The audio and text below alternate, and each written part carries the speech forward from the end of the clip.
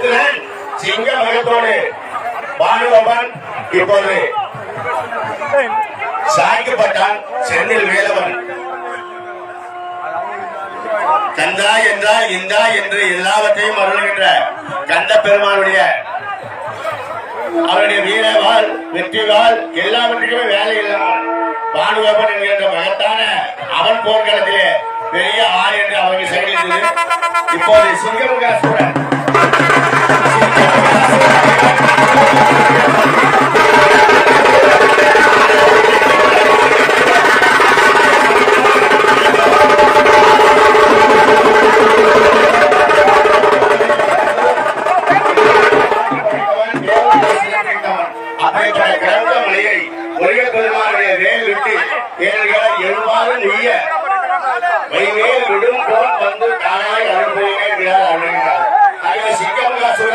இப்போது முருகப்பெருமானுடைய வேல்பட்டை அழிந்து கிழக்கமலையை திறந்து துளைத்து குற்றம் திறந்து துளைத்து அழித்த முருகப்பெருமான் சிங்கமுகாசுரனை இப்போது அழைத்தார்.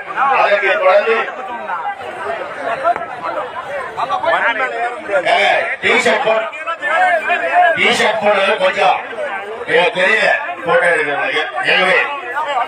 அடுத்து கஜமுகாசுரன் இவன் ரொம்ப இப்போ யானை முழுக்கான்.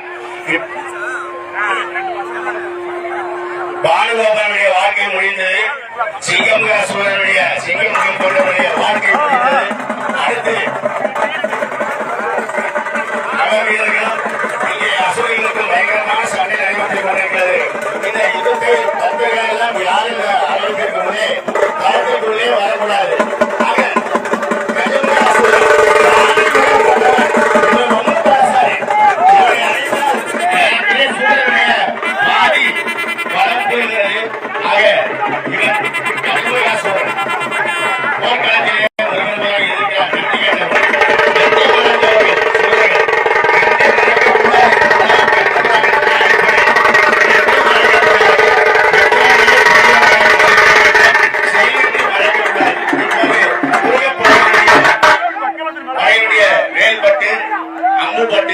இப்போது கஜமுகாசுரன் யானை முகத்தால் அழைத்து வருகிறார். எல்லாம் தரவல்லவன் முருகப்பெருமான். இவருடைய வரலாற்றை எழுதியவர் கச்சியப்ப சிவாச்சாரியர் காஞ்சிபுரத்தில் இருக்கிறார். இந்த கந்த புராணத்திலே பாதி களம் நடந்தது மேல்பாறையில. எத்தனை பேர் வள்ளிமலை போயிருக்கீங்க? வள்ளிமலைக்கு பக்கத்தில் இருக்கிற மேல்பாறையில் தான் இந்த கந்த புராணமே நடந்தது. கந்த புராணம் உலகம் பேசுகிறது.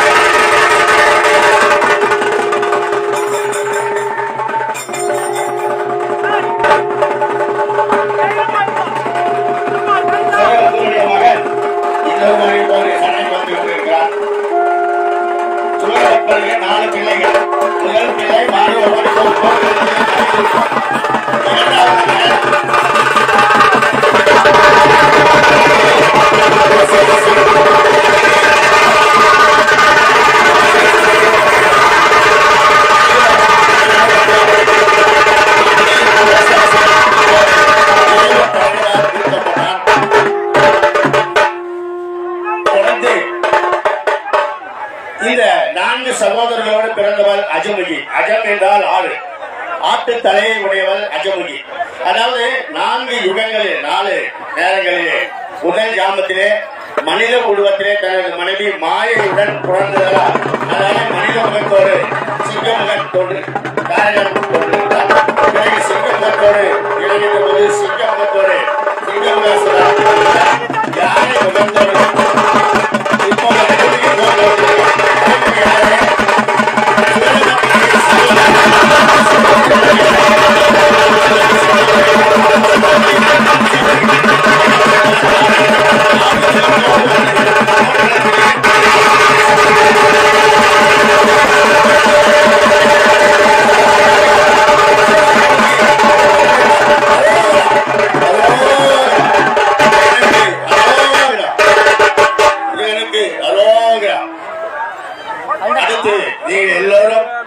சூப்பரா எடுக்கிறேன். நீ எங்களை எடுக்க விட மாட்டேன். எந்த அசுரனை வீழ்த்த வேண்டும்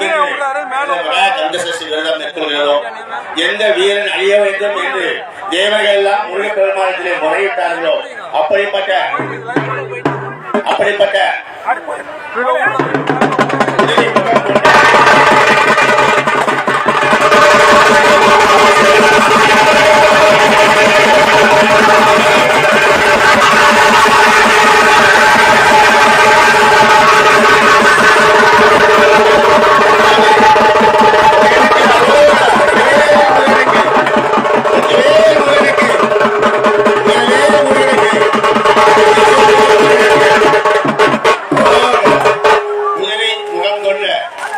சூரபத்மனுடைய இன்னொரு மகனும் வீழ்த்தப்பட்டான். அஜமுகி களத்திலே மாய்ந்து விட்டால். அவனுடைய மூத்த மகன் பானுகோபன் மறைந்து விட்டான். சிங்கமுகாசுரன் அவனுடைய தம்பி அவனும் மறைந்து விட்டான். கஜமுகாசுரன் யானை முகத்தோடு இருந்த கஜமுகாசுரன் மறைந்து விட்டான். மனித முகத்தோடு இன்னும் காத்திருப்பவன் இந்த யுத்தகலத்தினுடைய மிகப்பெரிய துஷ்டத்தனத்தினுடைய உச்சகட்டம், ஆணவத்தின் உச்சகட்டம். ஆகவே ஆணவமலம், கண்மமலம், மாயாமலம், சிங்கமுகாசுரன், கஜமுகாசுரன்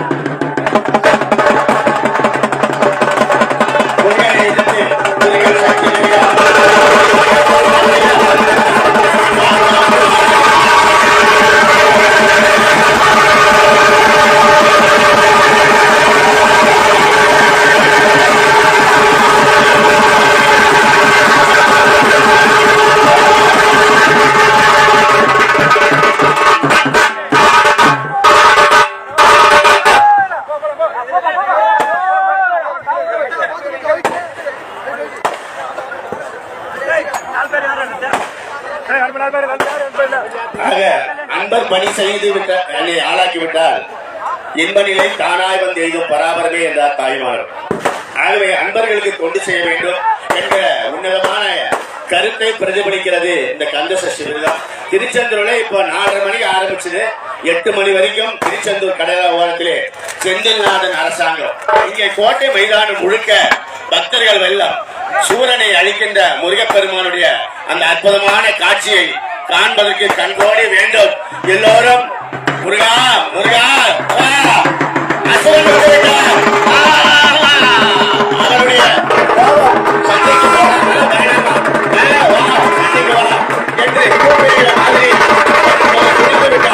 முருகனிடத்திலே வரமாடுகிறார். முருகனுடைய தந்தை வரம் கொடுத்தான். ஆனால் ஆணவத்தின் உச்சியிலே இருக்கின்ற சூரபத்மனை இப்போது சரியாக பாறை கிடைக்கிறது. உள்ளே வருகிறார். முருகப்பெருமானுடைய அருள்பாய்க்கு அவனை ஆட்கொண்டு சம்மானம் செய்து அவனை ஆட்கொண்டு மாமரமாய் நின்று அசையாடுகின்ற அந்த சூரபத்மனை இதற்காக அவன் மேல் விளக்க ஒரு பக்கம் சேவனும் மகிழனாக வந்தான் என்பது கந்தபுராணத்தினுடைய இறுதி நிலையாகவே யுத்தகலத்திலே இப்போது சூரபத்மனுடைய விதி மாற இருக்கிறார். ஆணவ மலத்தின் உச்சமாக இப்ப ராக்கெட் பட்டாசு வரனால பக்தர்கள் தூரமாக இருக்கிற மாதிரி கேட்டுக்கொள்கிறோம். ஏனென்றால் சூரபத்மனுடைய இறுதி நேரம் இது வந்துவிட்டது. எனவே பக்தர்கள் அனைவரும் கொஞ்சம் இடமிட்டு ராக்கெட் பட்டாசு வரனால இப்போது சூரபத்மனுடைய தலை வெட்டப்பட போகிறது. அதை நீங்கள் பக்தர்கள் எல்லாம் கற்றுக்காரணும். காரணம் ஆணவம் வேட்பது நான் என்ற சிவர் எனவே எங்கள் மமகாரம் ரெண்டும் வேட்புகிறது. இரண்டுக்கும் இங்கே வேலை இல்லை. ஆணவம் இல்லாத வாழ்க்கை வேண்டும். ஆணவமலம், கர்மமலம், மாயாமலம் இந்த மும்மலங்களும் இல்லாத மனிதன் வாழ வேண்டும் என்பதைத்தான் முருகன் சொல்கிறார். இந்த 3 மனங்களும் இல்லாத மனிதனை முருகன் மாலையாக அணிந்திருக்கிறார். அதான் சிவபக்தனுடைய வரலாறு. அதனால்தான் சம்பாரம் என்றால் சமி என்றால் நல்ல, ஆரம் என்றால் மாறை. நல்ல மாலையாக இந்த ஜீவன்களை எல்லாம் ஆணவம், கண்மம், மாய என்கிற 3 மனங்களும் உள்ளே வரக்கூடாது. ஆகவே இப்போது சூரபத்மன் உள்ளே வருகிறார். அனைவரும் பக்தர்கள் எல்லாம் தூரம் ஒதுங்கி இல்லைங்க. தயவு செய்து பக்தர்கள் எல்லாம் தூரவாங்க.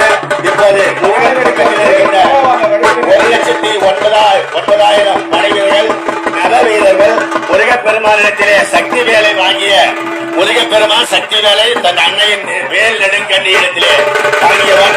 ஆகிய சிக்கலிலே வேல் வாங்கி செந்தூரிலே சம்மாரம் முருகப்பெருமானுடைய படைவீரர்கள் தயாராக இருக்கிறார்கள். சூரபத்மன் இப்போது கூட போர் நடத்தலாமா வேண்டாமா பின்வோடி போகலாமா என்றெல்லாம் பயந்து பயந்துதான் உள்ளே வருகிறார். ஆனால் அவனுக்கு ஆணவம் அதிகமானதாலே எதிரே இருப்பவன் முருகன் என்பதை உணராமல் திமிரார் என்னால் முடியும் என்கிற திமிரால்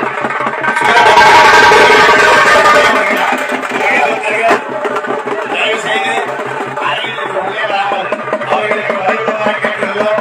நல வீரர்கள் தேவாதி தேவர்கள் எல்லாம் இப்போது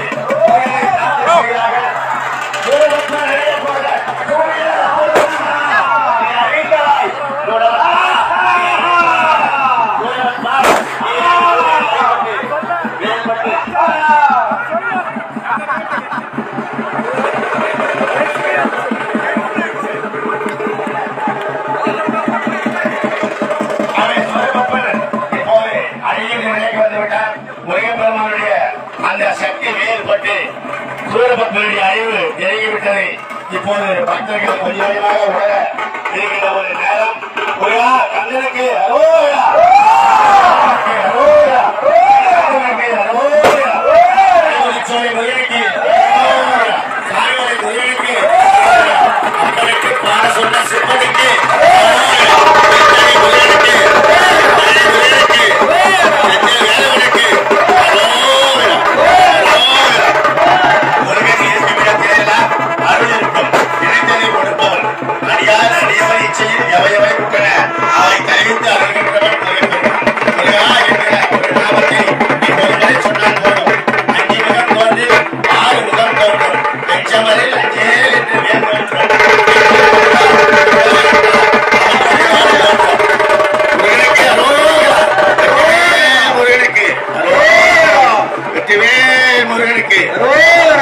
சூரபத்மன் எல்லாம் நான் தான் என்ற 108 யுகங்கள் 1008 அண்டங்களை ஆளக்கூடிய மகாசக்தியை சிவபெருமானிடத்திலே வாங்கினார்.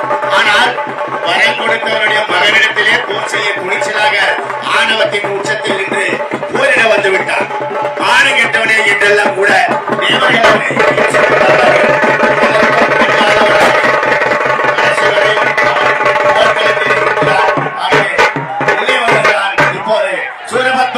சூரபத்மா சண்டைக்கு தயாரா?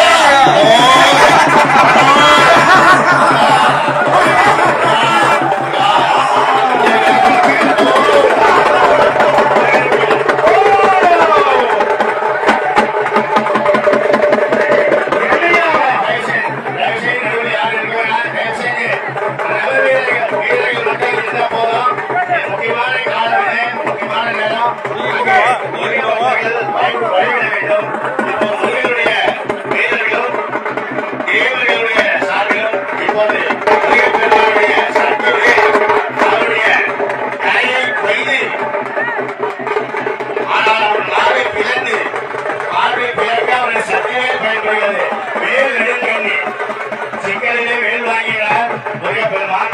அந்த சக்தியிலே ஞானவேல் நமக்கெல்லாம் அறிய பாடுகின்ற அறியாமை ஒன்றுகின்ற அந்த வெற்றிவேல் வீரவேல் ஞானவேல் சக்திவேல் இப்போது புறப்பட்டு சூரபத்மனை நானா நீயா என்று போராடி